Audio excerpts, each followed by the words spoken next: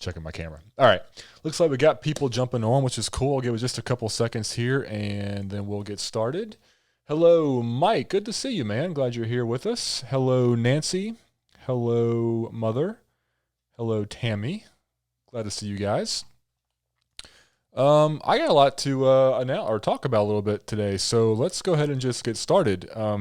Hello, welcome. This is episode 146 of the weekly Facebook Live Monday night What Am I Doing Hangout. Hello to Facebook. Hello to YouTube if you're watching this later in the week, the recorded version. If you don't know what this is, just about every Monday night at about 8 p.m. Eastern. I jump on here to hang out with you guys for a little bit, catch up, see what's going on. I give you updates on books I'm reading, movies and TV shows that I'm watching that I'm enjoying.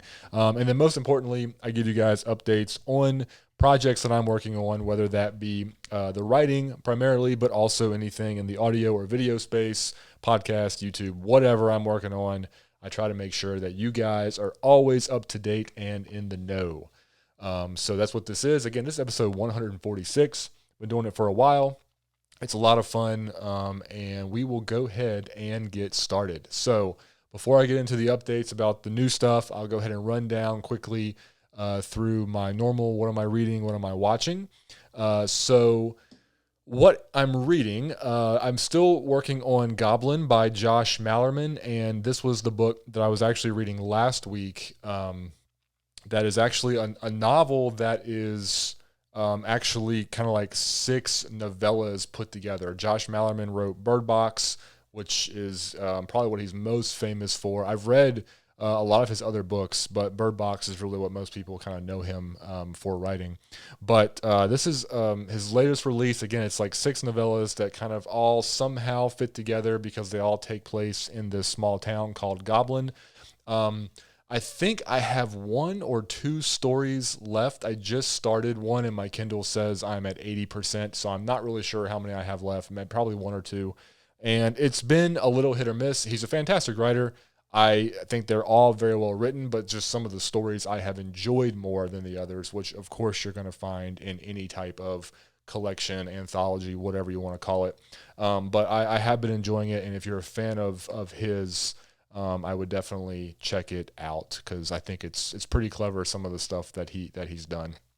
But that's what I'm working on. No idea what I'm going to read next because I'm probably going to have this finished up here in the next day or so. But anyway, that's really it for what I'm reading. I haven't read a ton this week, but I did get through several of those stories. Moving on to what I'm watching. So this list actually has increased a little bit over the last few days. Wife and I are still watching season 2 of Mythic Quest, which is on Apple TV Plus. And then also on Apple TV Plus, we just watched yesterday the first episode of Lisey's Story, which of course is the new miniseries that has released starring Julianne Moore, Clive Owen, based on Stephen King's novel of the same name. King actually wrote the screenplay for all of the episodes for this, which has me really excited. I think the last time he wrote the screenplay for an entire television series that was based on one of his books was the miniseries for The Shining that came out on like regular TV, like a TV miniseries back in the late 90s. He has done some original television screenplays like Rose Red and Storm of the Century, but I think this is the first time he's completely adapted his work in quite some time. First episode was fantastic.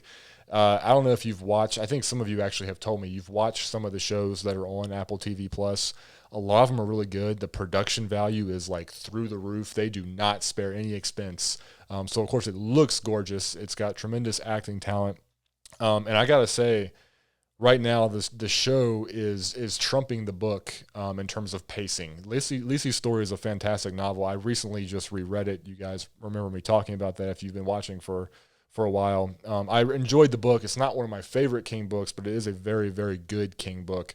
But it does have some pacing issues, in my opinion, and this adaptation for the television screen is fixing that. And the fact that King is the one writing it almost kind of goes to show you that he knows that the way the story is in the book isn't necessarily going to fly for keeping viewers' attention on the TV screen. So they're really cutting out some of the exposition, and they're getting right to the meat and potatoes, which I think is really, really cool. So I've been really enjoying, I have really enjoyed that first episode. Looking forward to watching more. We also just started watching, in the last week, I think we have seen 4 episodes, maybe 3, of Mayor of Easttown on HBO, which is starring Kate Winslet. That is freaking fantastic. Love it. It's everything that I want in a story. And actually, as I was watching those episodes, it kind of just brought to mind a little bit what I would like to, atmospherically somewhat create with the new series that I've just started writing, which I'll talk about in a little bit. But several of you on here have told me you're watching that show, or did watch that show, and how great it was, and I can completely agree with you at this point. Again, 3 or 4 episodes in, top notch. It's just so gritty, and it's everything I love. The small town, the troubled character, the murder mystery. I mean, it's really good. I like it quite a bit.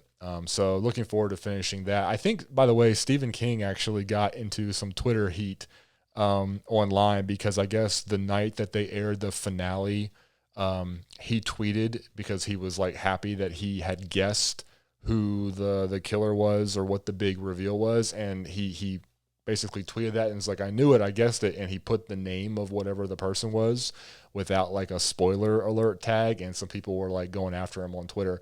Thankfully, I didn't see that tweet, so I have no idea what the big reveal is at the end of this. But anyway, I am enjoying that show quite a bit.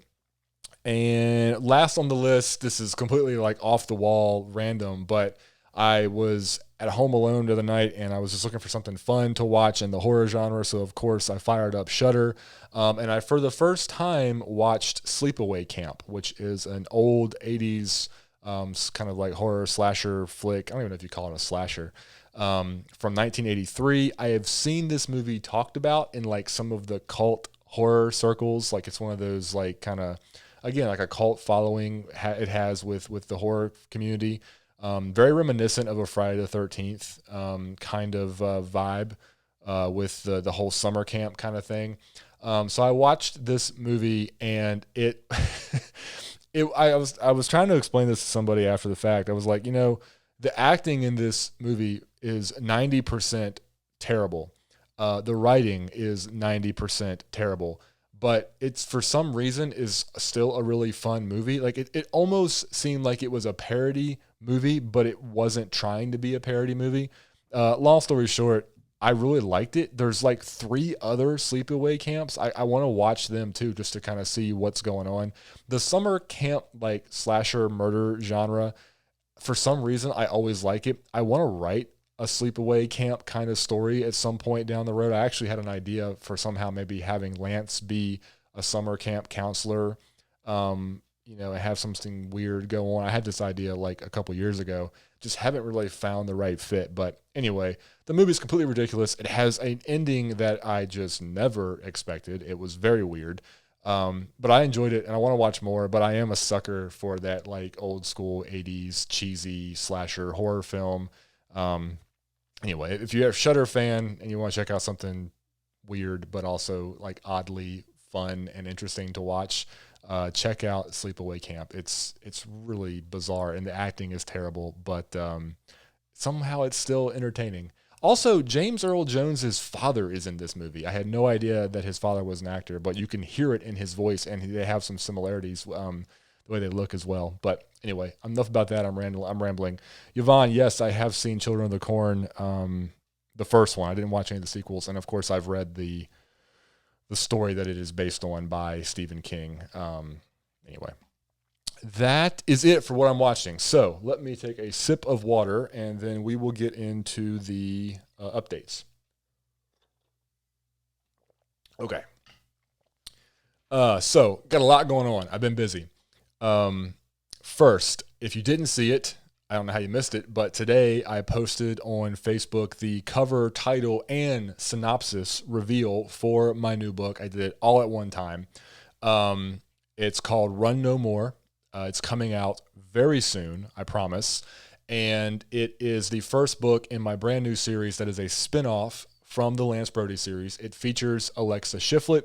If you have not read books 4 and 5 of the Lance Brody series, you do not know who Alexa is yet, but you don't have to. I tried to intentionally write this book to have it be able to stand alone. If you don't know who Alexa is, you can still read the book and you can enjoy it.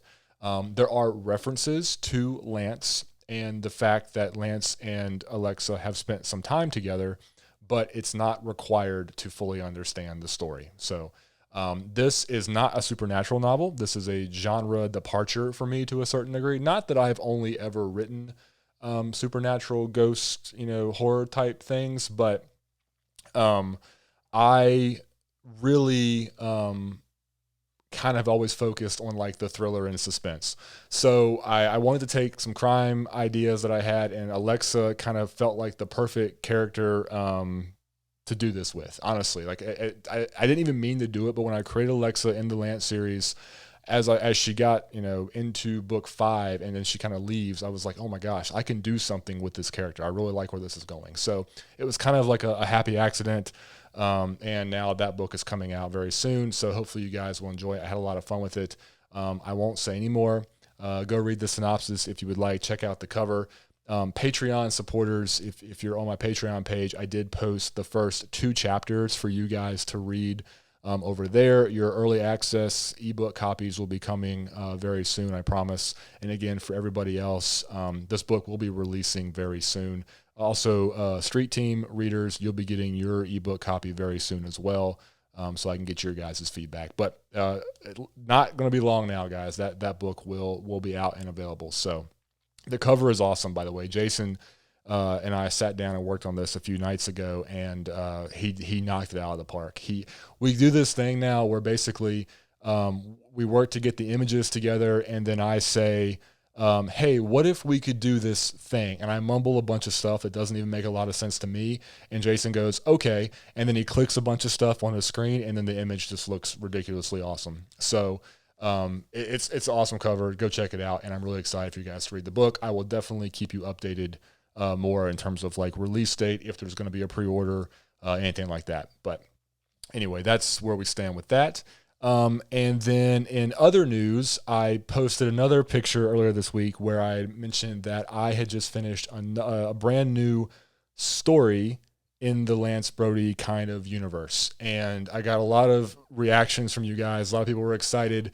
But I wanted to clarify that this is a story that I wrote specifically for the new Kindle Vella platform that Amazon is launching sometime later this year. All they've told us as authors is, hey, it's coming in the coming months. That's the phrase they keep using, the coming months. So this is, I've talked about this before, so I'll make this brief. I also did a YouTube video on it. Basically, they're creating a whole separate section of the Kindle store for serialized fiction, where readers will be able to unlock episodes of stories kind of told in episodic fashion, almost like a television series, episode 1, episode 2. So this is a story that I wrote specifically for Vella. Again, I have no idea exactly when Vella is going to launch or how it's going to be received by readers, but that is where this story will it is where it will stay in terms of its digital form for the time being. So there will not be a normal Kindle ebook version of this story for now. There will only be the Vella version. So if you want to read it, you're going to have to try out Kindle Vella with the rest of the world. I got to read the terms and service, see what some of the limitations are with Amazon in terms of the exclusivity and how they want us to handle Kindle Vella stories. I have seen, again, where in terms of it being available digitally, it can only be in Vella. They haven't said anything about audio, and they haven't said anything about a physical paperback version that I've seen yet. It's a very short story, so it would be a very small book in terms of a paperback, kind of like the other 2 short stories that I wrote in the Lance series, Dark Deception and Dark Rest. But I just don't have any further news with that right now. But if you're excited about that, you can check out Kindle Vella when it launches, and I'll definitely be able to give you guys more information about that platform when I have it.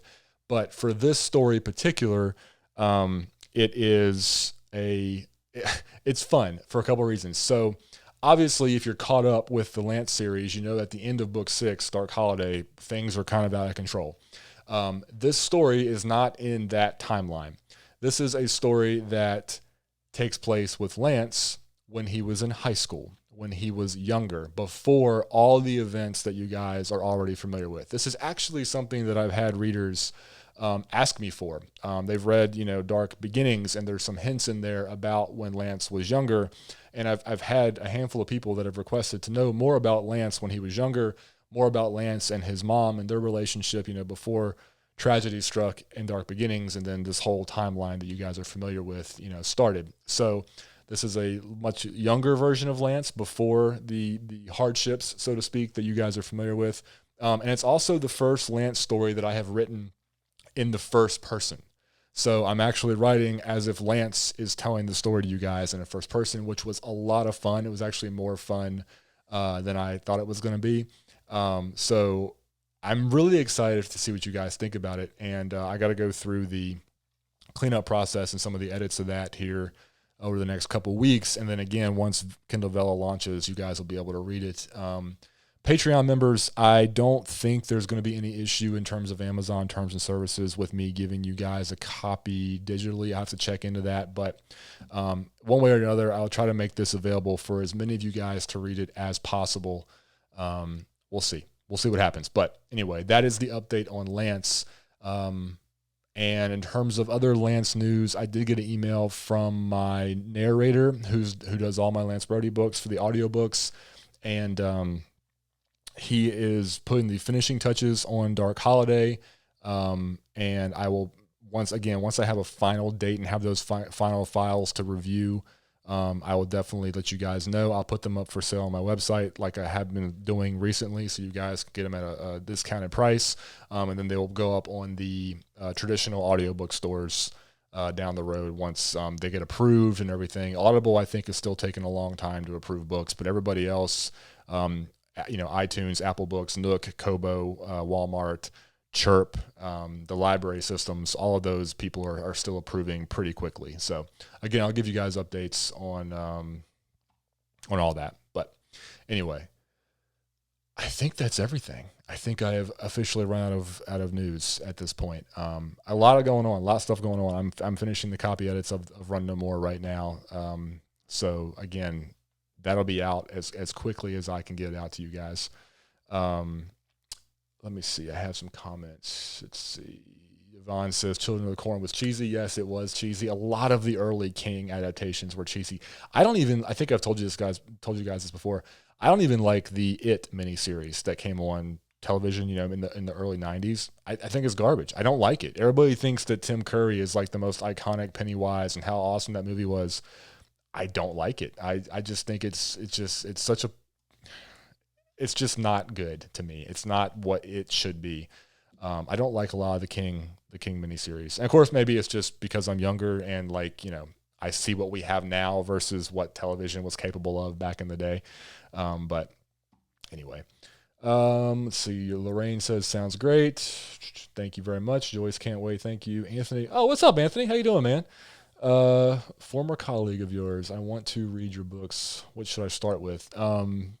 If you search for Lance Brody, Anthony, on the Kindle store, if you're reading ebooks or on any of the audiobook stores, they're all numbered. But Dark Beginnings is a prequel novella. That's technically the beginning. It's a shorter prequel. And then Dark Game is the first full-length novel, and then they go on from there. Thanks for jumping on, man. Hope you're doing well. Let's see what else we got here. Anne says, "Can't wait to read it, but where's Lance?" He's still there. As soon as I finish the copy edits for Run No More and get the short story cleaned up, I'm diving right into Lance Brody book 7. Let's see. Darlene says, "I just finished the 5th Lance book. Was that the last one?"